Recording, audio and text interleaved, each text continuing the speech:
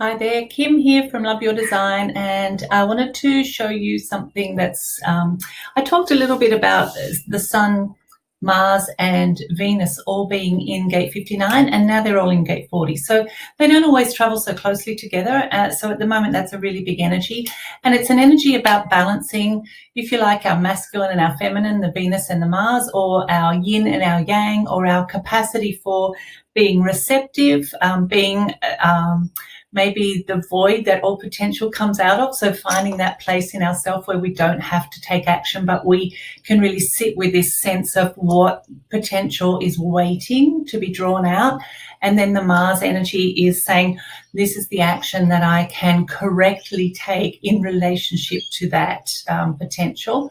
And the Sun is there saying there's something important here about who you are as a person, about developing your personality, developing your potential into something that's uniquely about you. So that's the planetary kind of landscape. They're all in gate 40 at the moment.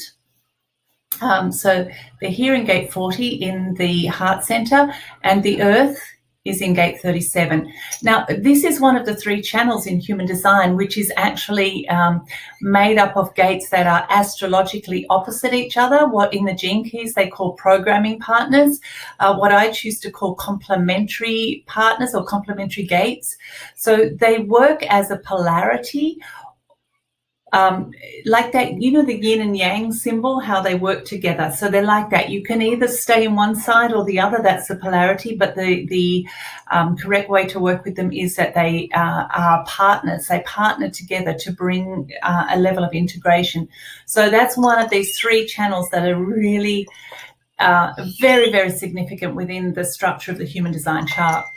This channel is a very important channel, particularly at the moment, because gate 40 represents the place where the tribal energy starts to shift into an individual energy. So it's fundamental for the big picture shift that we're all engaging in at the moment of finding the place where we still say yes to our old what I call within the circle of approval, where you still are following the old family beliefs, even though they go against you as what you need or who you need to be as an individual. And so there's this spark of the unique you that wants to connect with the collective, with that matrix of brilliance that is still caught up in the old saying yes to things that aren't right for you. And gate 40 says it's time for you to say no to those things.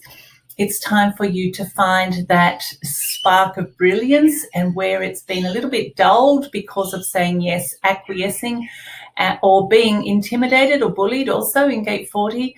And so now we need to step out of that place. And then we go, instead of going up here through the money line, we can go across here into the G center, into the collective energy there, where we sit in that incredible matrix, collective matrix of brilliance, where each one of us, our uniqueness is just a hub of light within that matrix. So gate 40 is a place also where we just can let go of trying to do things that don't feel right for us, where we have been using our will in incorrect ways to try to force ourselves to continue to do things that we don't really have the will for. And what it asks us to do is to line up with a more correct, higher frequency level of human will, which is where we have the will, we have the energy to do the things that are right for us. So really pay attention to that experience of whether you have the will for something or not, and think about your sense of what you say yes to and what you say no to, and how that works for you. This is this is a really, really, really big deal, guys, because this is the next few days are part of this huge shift in human evolution, which says I'm going to say no to the tribe, and I'm going to break free of something. And the reason I know that this is big is because sitting underneath, I'm just going to click on gate 40. I mean, it fits. There's other reasons, but let's just have a look at this. Here in gate 40, we have a dwarf planet called Orcus. Orcus is kind of like Pluto in a way. It represents a deeply purposeful sense of your individual mission at a galactic level. The AUKUS works out in deep space.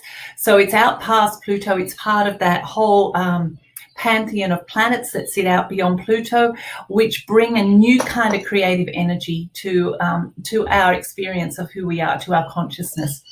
And then if we look at 37, if I click on that, what we have here is this old energy Nessus, and Nessus represents abusive family patterning, where our family is, and I use family in the broadest possible sense, and I use abuse also in the broadest possible sense. So it's not like actual, it doesn't have to be actual abuse, but it can be a sense of environmental failure where our family and its needs do not meet the purposes that we are here to serve. So Nessus is saying you have to start rearranging your own internal psyche more in alignment with what you need to, who you truly are and what you need to create for yourself. And the other thing about this is that as we do this, or we shift into a completely different relationship fractal, so we shift out of that, you know, people come to me so much and say, I feel so alone. The people who I need are not in my life, or why am I surrounded by people who aren't right for me, or those kinds of things. You know what I'm talking about. This activation shifts that, and you may not see the results straight away, but you have to, any kind of shift from the tribal into the collective across that individual bridge, you absolutely have to have the courage to walk across there. It's the paradox of it. You've got to walk across that bridge alone, and on the other side are all of the other people like you who also had to walk across alone. So, you know, this experience of moving from the old circle of approval, that comfort zone where we think we know who we are within our old tribal, communal, family kind of context, and shifting out of that, and that spark of brilliance that gets activated, that starts to come alive when you do that, despite the danger of that experience, of that walk across the bridge of individuality. So really big deal. While this is happening, just one more thing, Jupiter here is sitting in gate 5. This is the gate of all kinds of things, but Jupiter has been sitting right on top of the Great Attractor, supermassive black hole, for, I don't even know, like weeks, which is huge because Jupiter says, I am bringing you new opportunities.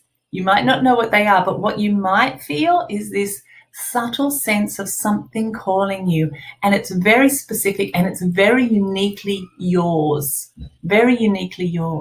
so tune into that, because that's part of what's going on at the moment, is that we're kind of getting an upgrade to our mission right now. And please, all of you people who go, oh, I don't know what mine is, just hang in there because it's coming. Okay, lots of love. See you soon. Bye.